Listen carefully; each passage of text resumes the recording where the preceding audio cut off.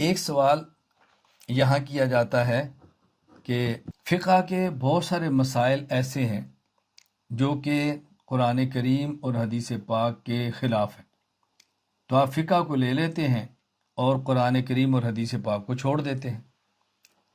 اچھا جی، کوئی مثال؟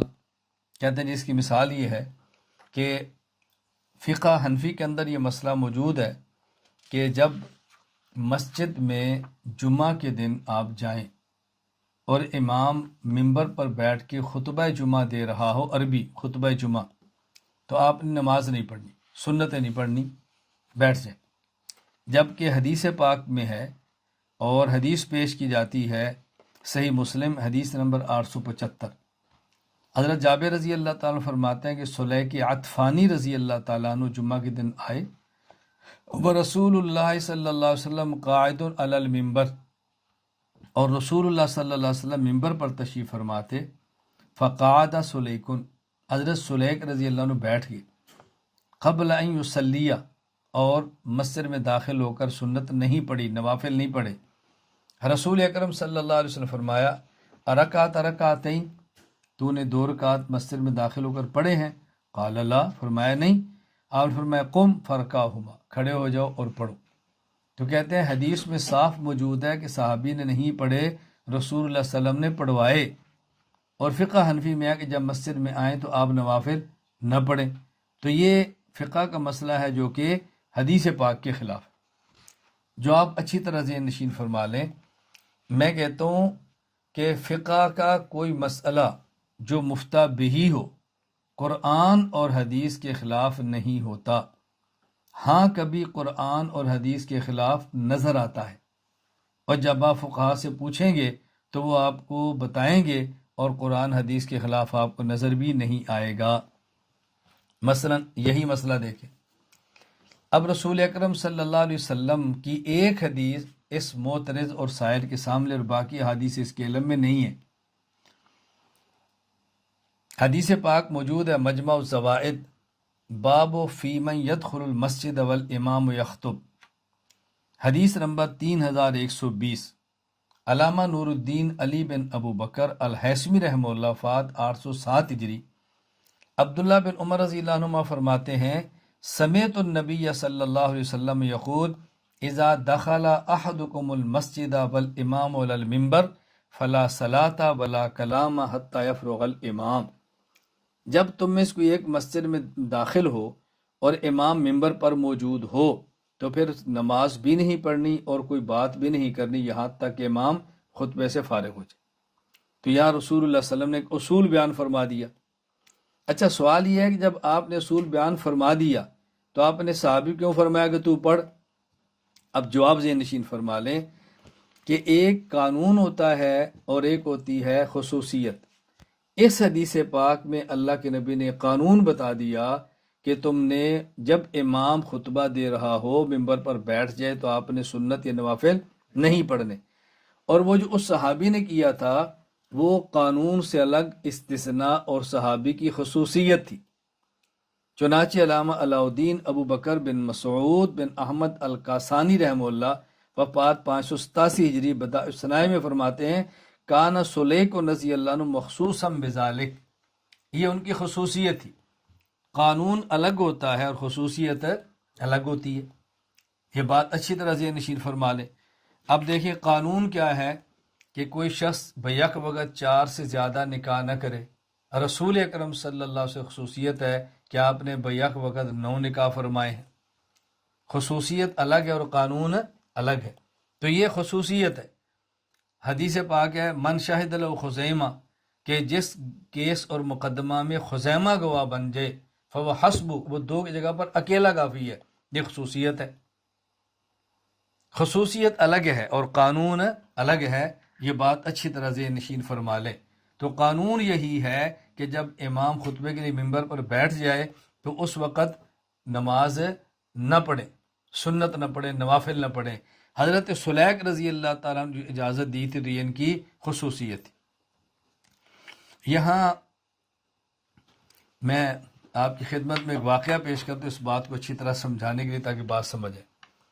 میں مکہ مکرمہ میں تھا، مجھے ایک ساتھی ملا اور اس نے کہا جی میں نے امام ابو حنیفہ رحمہ اللہ تعالیٰ کا ایک قول پڑھا ہے اور پھر میں نے فقہ کا مسئلہ پڑھا ہے، تو میں نے فقہ حنفی کو چھوڑ دیا ہے اور میں اہل حدیث ہو گیا۔ میں نے کہا یہ قول کون سا ہے اور وہ مسئلہ کون سا ہے جس نے آپ کو تقلید سے نکال دیے؟ اس نے کہا امام ابو حنیفہ رحمۃ اللہ علیہ کا میں نے قول پڑھا ہے کہ آپ یہ فرمایا کرتے تھے کہ اگر کوئی میرا مسئلہ تمہیں قرآن اور حدیث کے خلاف ملے تو تم اس کو دیوار پر مار دو، چھوڑ دو اس کو، تم حدیث کو لے لو۔ جبکہ فقہ میں مسئلہ یہ ہے کہ جب آدمی مسجد میں داخل ہو اور امام منبر پر ہو، خطبہ دے رہا ہو، تو آپ نوافل نہ پڑھو، اور حدیث پاک میں اگر رسول اللہ صلی اللہ علیہ وسلم کے صحابی مسجد میں داخل ہوئے، نوافل نہیں پڑھے، آپ نے پوچھا تو کہا میں نہیں پڑھے، فرمایا اٹھو اور پڑھو۔ پھر یہ چونکہ مسئلہ حدیث کے خلاف ہے تو میں نے فقہ کو چھوڑ دیا۔ تو میں نے ان کو مذاق میں کہا، میں نے کہا دیکھو، اگر تم حضرت امام ابو حنیفہ رحمہ اللہ کا قول سمجھ جاتے تو تم فقہ کے مسئلے چیک نہ کرتے، اور اگر تم فقہ کو سمجھ جاتے تو فقہ کو چھوڑ کر کبھی غیر مقلد نہ بنتے۔ کہا جی اس میں نہ سمجھنے والی کون سی بات ہے؟ میں نے کہا سمجھنے والی بڑی آسان سی بات ہے، وہ یہ، میں پہلے مثال دیتا ہوں پھر آپ کو بات سمجھ آئے۔ میں نے کہا میں مثال یہ دیتا ہوں، اگر آپ کسی ڈاکٹر کے پاس جاؤ اور کہو جی میرے سر میں درد ہے، مجھے دوائی دو، ڈاکٹر صاحب آپ کو ایک گولی دیں اور 200 روپیہ مانگ لیں، تو آپ کہو گے ڈاکٹر صاحب اتنی مہنگی؟ تو ڈاکٹر صاحب کہتے ہیں یہ امپورٹڈ ہے، یہ باہر سے آئی ہے، بہت مہنگی ہے، تم ایسا کرو کسی کو چیک کرا لو، اگر ٹھیک نہ ہو تو اس کو گٹر میں پھینکو، مجھ سے 400 لے لو۔ میں نے کہا آپ نے اس گولی کو، بندے نے گولی کو لیا اور لے کر کسی کو چیک کرایا، اس نے سونگا، اس نے کہا تو زہر ہے، یہ نہ کھانا۔ اب اس بندے نے گٹر میں پھینک دیا اور ڈاکٹر صاحب پاس کلینک میں چلا گیا، کہا جی ڈاکٹر صاحب 400 روپیہ دو۔ تو ڈاکٹر صاحب پوچھا کس بات کا؟ میں نے کہا جی آپ نے کہا تھا چیک کراؤ، میں نے گولی چیک کرے، وہ تو زہر تھی، میں نے پھینک دیا۔ تو ڈاکٹر صاحب نے پوچھا کہ آپ نے کس سے چیک کرائی ہے؟ وہ کہتے ہیں بشیر موچی گڑوں۔ کس سے چیک کرائی ہے؟ بشیر موچی گڑوں۔ یعنی ہمارے یہاں جو جوتی گانٹتا ہے اس کو موچی کہتے ہیں نا، تو ہمارے یہاں پنجابی زبان میں نام الٹا بولتے ہیں، یہ جو جوتیاں گانٹتا ہے نا بشیر موچی، میں نے اسے چیک کرائی ہے۔ تو ڈاکٹر صاحب سے کہتے ہیں کوڑے دیا پترا، تو میری گالی نہیں سمجھا۔ اس نے کہا بیوقوف آدمی، تو میری بات ہی نہیں سمجھا، میں نے جو کہا تھا کہ میری دوا چیک کراؤ تو اس کا مطلب یہ تھا کسی MBBS ڈاکٹر کو چیک کراؤ، اور تو نے جا کر بشیر موچی سے چیک کرا دی، تو میری بات ہی نہیں سمجھا۔ میں نے کہا جب امام صاحب فرماتا ہے کہ میرا مسئلہ تم چیک کرو، وہ تجھے نہیں کہا پکوڑے بیچنے والے کو، گنڈیری بیچنے والے کو، جوتیاں گانٹنے والے کو، کسی انجینئر کو، ڈاکٹر کو، وہ امام ابو حنیفہ نے فرمایا ہے کہ میرا مسئلہ چیک کرے امام مالک، امام شافی، امام احمد، مجتہد میرا مسئلہ چیک کرے، مجتہد چیک کرے، اور تمہیں تھوڑے کیا چیک کرو۔ تو امام صاحب کی بات سمجھا نہیں، سمجھ لیتا تو فقہ کو چیک نہ کرتا، اور اگر مسئلہ سمجھ لیتا تو میں نے کہا پھر تو کبھی بھی تقلید کو نہ چھوڑتا، فقہ کا انکار نہ کرتا۔ جی وہ کیسے؟ میں نے کہا میں بتاتا ہوں، ایک حدیث پاک میں ہے کہ ایک صحابی ہے کہ یا رسول اللہ میں روزے کی حالت میں تھا، میں اپنی بیوی کے پاس چلا گیا ہوں، تو کیا حکم ہے؟ آپ نے فرمایا کہ تم ایک غلام آزاد کرو۔ کہ یا رسول اللہ میں تو اپنی گردن کے علاوہ کسی کا مالک ہی نہیں، میں کہاں سے آزاد کروں؟ 2 ماہ مسلسل روزے رکھو۔ کہا یا رسول اللہ میں تو ایک روزہ نہیں رکھ سکا، تو 2 ماہ مسلسل کیسے رکھوں گا؟ فرمایا 60 مساکین کو کھانا کھلاؤ۔ کہ یا رسول اللہ میرے پاس تو اتنے غلہ نہیں، کبھی چولہا جلتا ہے کبھی نہیں جلتا۔ وہیں بیٹھے تھے تو ایک صحابی اور آئے اور انہیں کچھ کھجوریں دی، ایک ٹوکرا کھجور کا، کہ یا رسول اللہ کھجوریں ہیں اور مساکین مدینہ کے لیے صدقہ ہے۔ آپ نے فرمایا یہ لے جاؤ، تم یہی تقسیم کر دو، تمہارا یہی فدیہ ہے۔ انہوں نے کہا یا رسول اللہ مجھ سے زیادہ مدینے میں کون غریب ہوگا؟ فرمایا جو تم خود کھا لو، یہی تمہارا فدیہ، خود کھا لو۔ ہے حدیث میں کہا جی ہے۔ میں نے کہا اچھا یہ بتاؤ، ایک اور حدیث ہے کہ رسول اکرم صلی اللہ علیہ وسلم کی یہودی سے ایک گھوڑے پر خرید و فروخت ہوئی تو بیچ دیا، پیسے دے دیے ہیں؟ کہا جی نہیں، یہ بات چل رہی تھی تو خزیمہ آ گئے، تو انہوں نے کہا یا رسول اللہ میں گواہی دیتا ہوں کہ آپ نے خریدا ہے، اس نے بیچا ہے، آپ نے پیسے دیے ہیں۔ تو آپ نے فرمایا کہ تو موجود ہی نہیں تھا، جب تک بندہ موقع پر موجود نہ گواہی کیسے دے سکتا ہے؟